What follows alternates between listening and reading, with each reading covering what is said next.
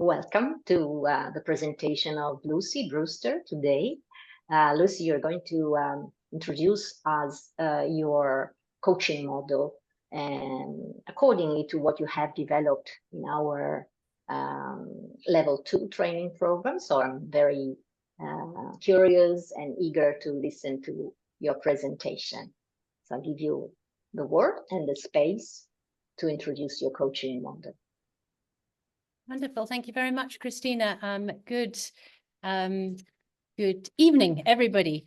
So I'm just going to put that up, first of all. And I'm just going to ask, when I put this picture up and these words, the Chestnut Tree Coaching Model, what might come to your mind? Lydia, perhaps I can ask you. What comes to your mind when I put this image up and these words? Fall, autumn, the nice transition between summer and winter. Okay, yeah. And Luce? I'm asking people I know well. Luce? The chestnut tree. Well, it used all around here used to be chestnut trees, so it's really home and it's a very familiar thing to me because it's what I'm surrounded by, and there is a suggestion of autumn that I always adore. So it's very serene to me, and it's like wonderful, lots of open air. Okay, thank you. So yes, I've called my coaching model the Chestnut Tree. And I'm going to be exploring this metaphor really through the perspective of the coach. But I think as we go through, I think will be obvious there are a lot of parallels with the perspective of the client as well. But just so that I can focus more as a coach, I've taken it from the perspective of the coach. So my beginning. Now, it might seem strange to show the seed of a chestnut tree or a conker tree, as we would call it in England, but I believe it's a nice metaphor. So a brief reflection of my beginnings. My family comes entirely from teaching. Every single sibling I have are all teachers. They're all married to teachers. My parents are teachers, and I was actually born in a school physically. But the only one in the family decided that I would rebel and not be a teacher. And I took a very, very different career path. It's a career that's taken me around the world. And there was a massive dramatic change in my life 11 years ago when I moved to Africa. And it's been a challenging journey.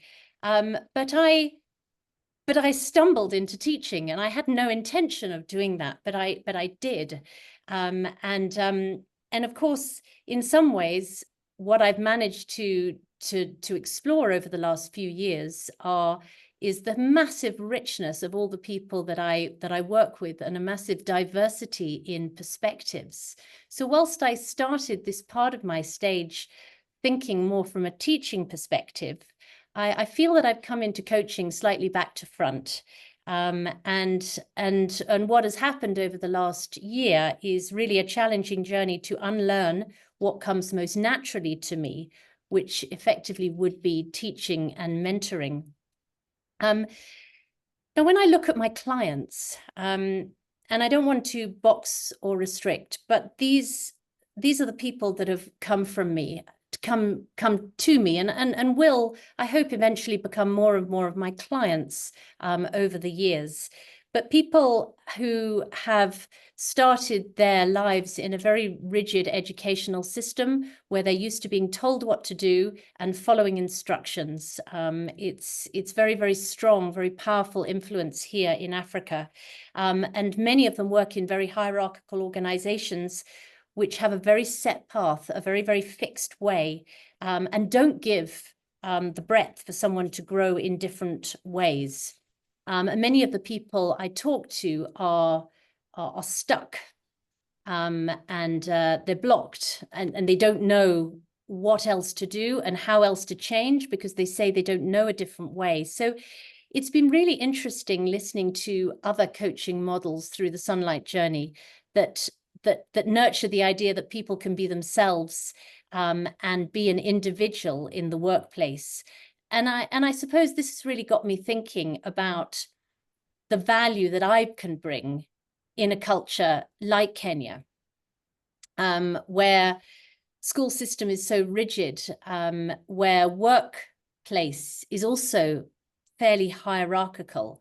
I know that somebody mentioned on a coaching model presentation really that actually it's also hard in Europe, but then I think it's more exaggerated here. So I just wanted to kind of mention a little bit of kind of where I've come from and this seed of thinking that is influencing not only my coaching journey, but also all of the other work that I do in the development sector, working with individuals and working with teams. So the coaching model, this metaphor for my coaching model grew from where I was born. I was one of 4 children in a very busy house. I was living in a school, so I had 150 pupils as well in a boarding school, but always full of guests. And the Chestnut Tree was actually rather strangely in a graveyard, but we'll put that one aside, but is where I went for quiet and peace as a child. And I just going to stop for a moment, and I just want you to, just for 30 seconds, maybe think of where your place of peace is, your place for thinking, reflection, rejuvenation, tapping into your inner wisdom. I'll just pause for a moment.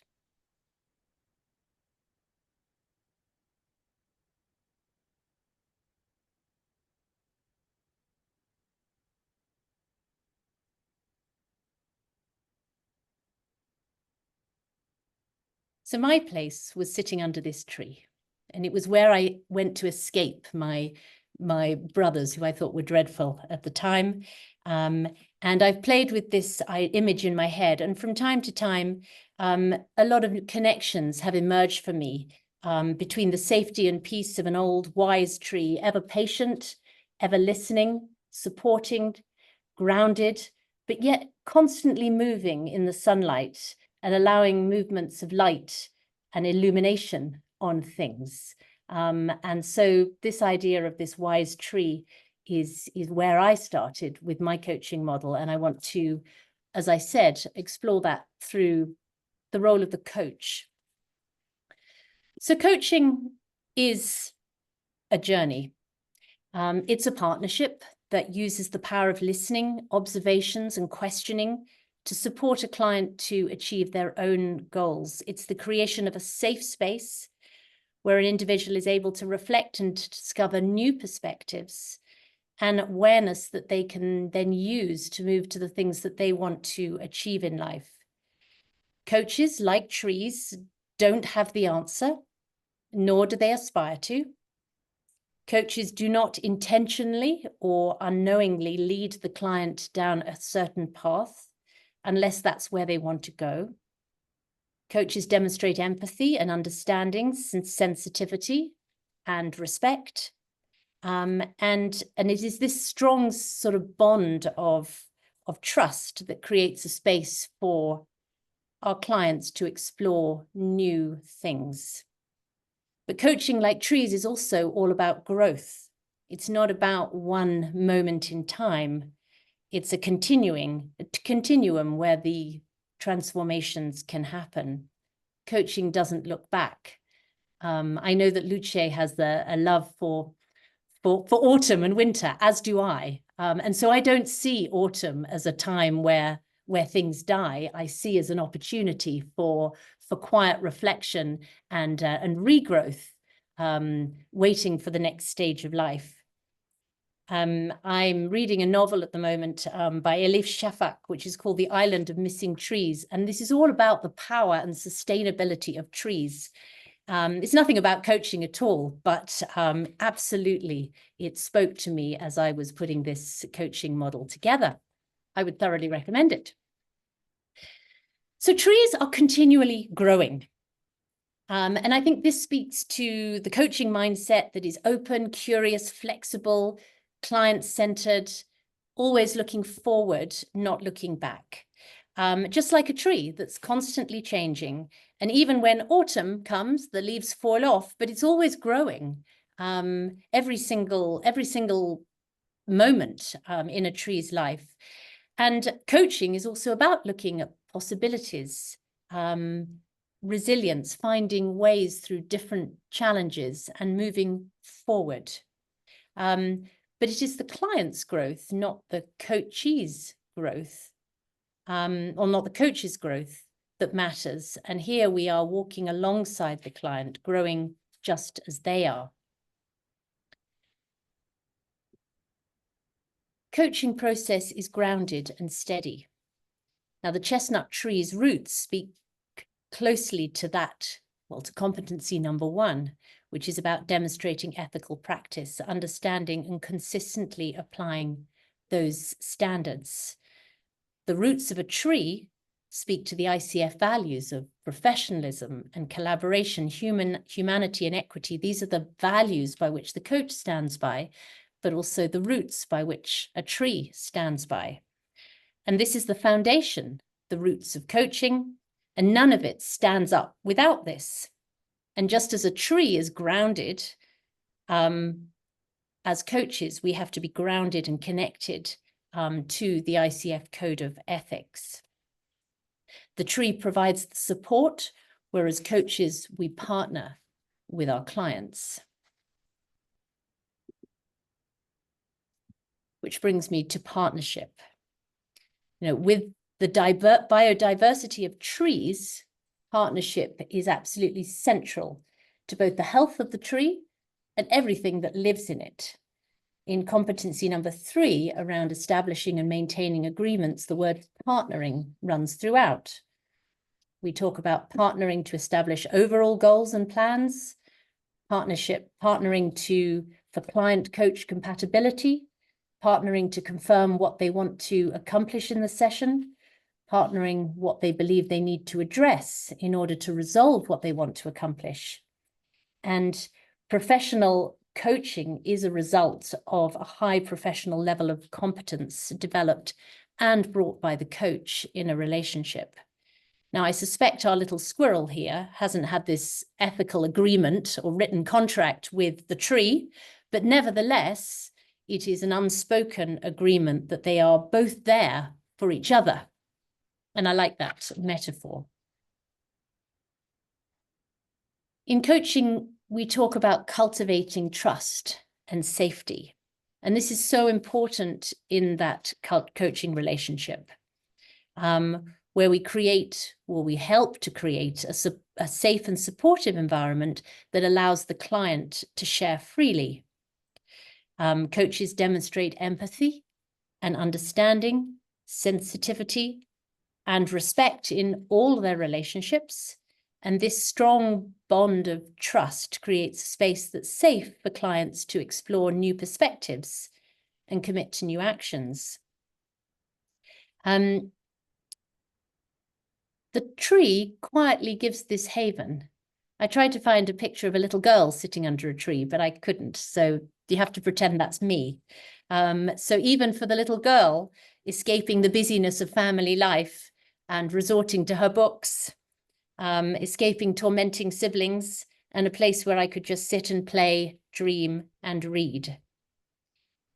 And I've often heard my clients say that this is the one time that they can just stop, take time for themselves to think about what they can do, what they can change, what's important, what they want to be, what they want to do. Most of my clients are in fairly senior leadership positions, and that old adage that leadership is a lonely place, I think, is often very true. And that is why coaching can be such a wonderful, trusting and safe haven for people just to explore ideas as they move forward to what they want to achieve.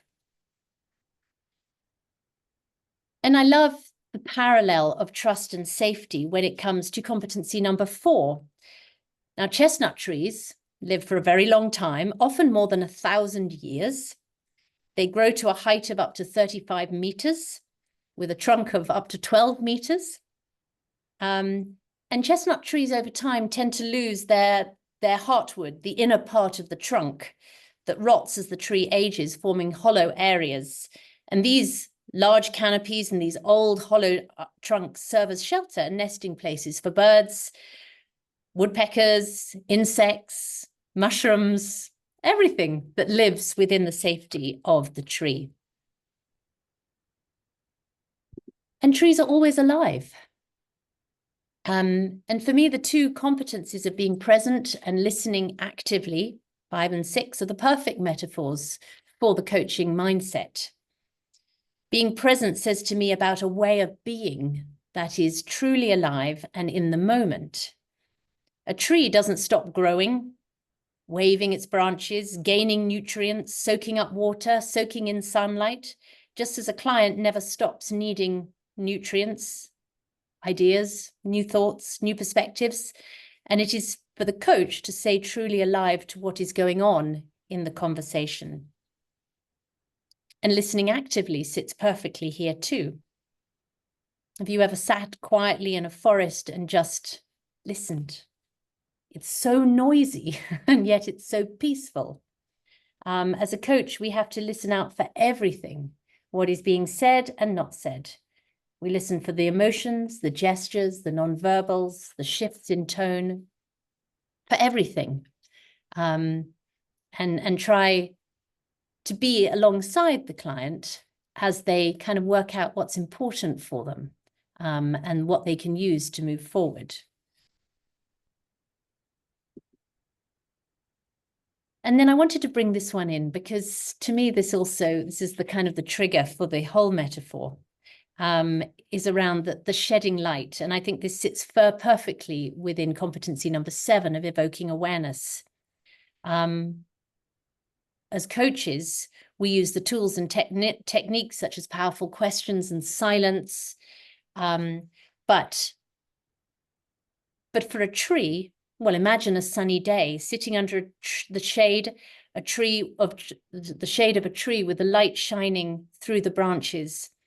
In the breeze, the light shifts and moves, and our role as a coach is about partnering with and supporting the client to maybe notice these moments of light and inspiration, these little shifts of perspectives that they might get. It's not forced. We try not to make our questions leading.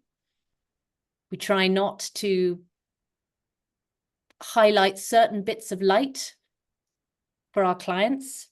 But what we do try to do is create the space and the light and allow our clients to see which bit of light is meaningful for them and which bit of light is going to shine on them. And as we close, the story of the chestnut tree as it grows from one seedling into a mighty tree. Our last competency, number 8, is of course about facilitating client growth. Coaches partner with our clients to transform learning and insight into action. We promote client autonomy, but it's always guided by an objective or a goal that the client is looking to achieve. And as I mentioned at the start, coaching, like trees, is all about growth. It's not about one moment in time. It's about a continuum where magical transformations can happen. Thank you.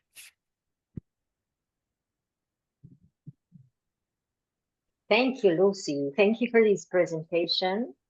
It was a journey, actually. It was a journey in the nature, and it was a journey also in your personal world, which is a gift that you gave us today.